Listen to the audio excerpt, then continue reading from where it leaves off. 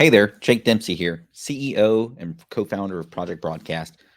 In this video, we're going to talk about campaigns. We won't dig deep into each campaign, but this is kind of an overview video that just talks about what campaigns are, and we'll go over the different types of campaigns that we currently support. Remember, you can always visit training.projectbroadcast.com for additional training. And if you have any questions about Project Broadcast, how to set up your account, or about our features, feel free to email us at support@projectbroadcast.com. Let's hop into Project Broadcast and take a look at where you'll find the campaigns feature.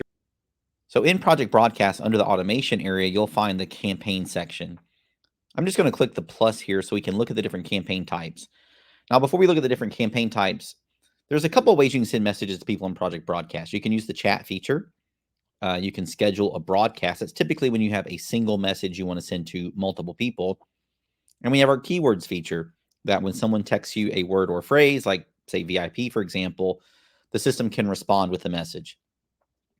A campaign has really got a different use case. The idea behind a campaign is you want to schedule multiple messages to one or more people, and you want those based on some type of strategy. So I'm going to go through kind of each of these campaign types. We'll talk about what they do.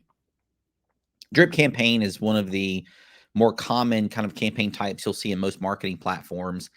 Every message in a drip campaign has a day delay and a time of day, meaning 0-day delay, 3 p.m., 3-day delay, 2 p.m., 7-day delay, 1 p.m., right? So if you wanted to set up a customer follow-up system, a drip campaign is probably what you're going to use. Like, let's just pretend you want a 2-2-2 style customer follow-up, 2-day, 2-week, 2-month. You would use a drip campaign where the first message had a 2-day delay, the second message had a 2-week delay, and the third message had a 2-month delay.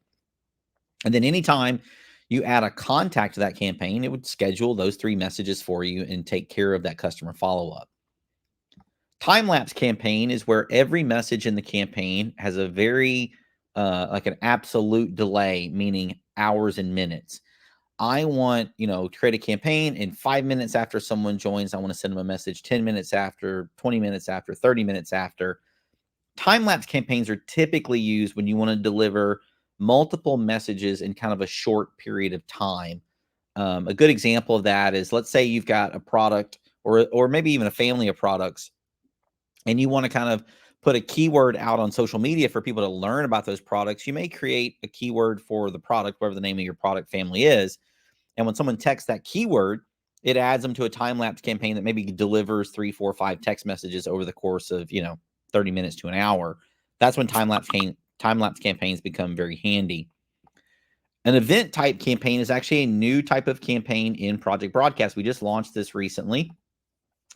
An event campaign is a campaign that you set up where you schedule messages leading up to an event date, meaning 1 day before the event, 3 days before, 7 days before, 14 days before, 30 days before. And when you add contacts to the event campaign, you tell the Project Broadcast system what date the event is. This allows you to have like a single campaign, even if you have an event multiple times. So let's just, for argument's sake, let's say I host a monthly fitness class. And for all the people that are going to attend, I want to make sure, 7 days before, 3 days before, a day before, and the day of, that they all get kind of these messages preparing them for my fitness class. Well, I'm going to run this class every single month. I don't want to create a campaign every single month. So I'm going to create one event campaign. And then each time I add contacts to the campaign, I'll give it the event date for my fitness class. And then it will schedule the messages based on that date leading up to it in terms of when the messages are scheduled. Again, in my case, the 0-day, 1-day, 3-day, and 7-day, I think was the example. A countdown campaign is similar to an event campaign, except that in a countdown campaign, you specify the event date as a part of the campaign. So if I have like a big event that, maybe is once a year, I may only create a countdown campaign for that. I don't need an event campaign for that. So let's just say I've got like a giant, team meeting that I'm hosting on July the 15th. Let's just argue that's kind of the event. Well, I can create a countdown campaign. The event date would be July 15th. And then I would schedule messages leading up to that event date. maybe 0 day before, 1 day before, 3 day, 7 day, 14 day, 30 day, whatever that cadence is.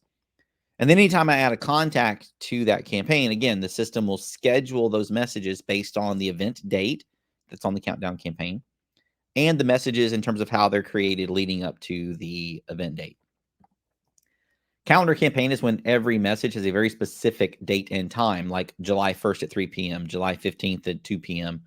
A calendar campaign is useful when you need messages to go on a very specific date and time, and you want to add people to that calendar campaign to make sure they get those messages, no matter when they were added to the campaign, at a very specific date and time. A repeating campaign is a campaign where there's one message in the campaign, and then you choose how frequent that message gets sent. Is it daily, weekly, or monthly?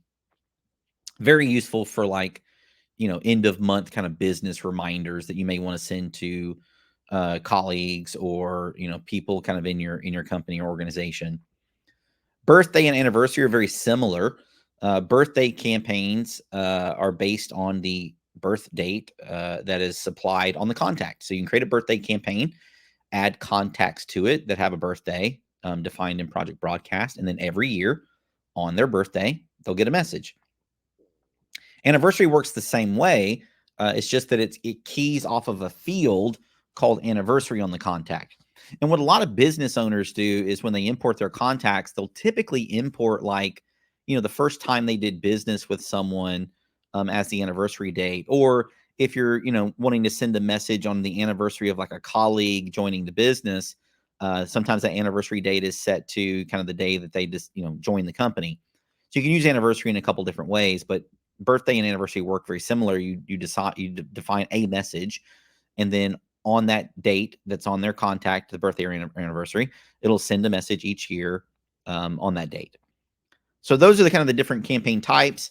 I'm going to try to end this video. We're going to create a couple of videos that go through each of these in more detail to show you how to create them. And I may put some of these, like repeating birthday and anniversary, all in one message, because those are fairly simplistic campaigns. But look forward to those videos where you can learn more about each individual campaign type.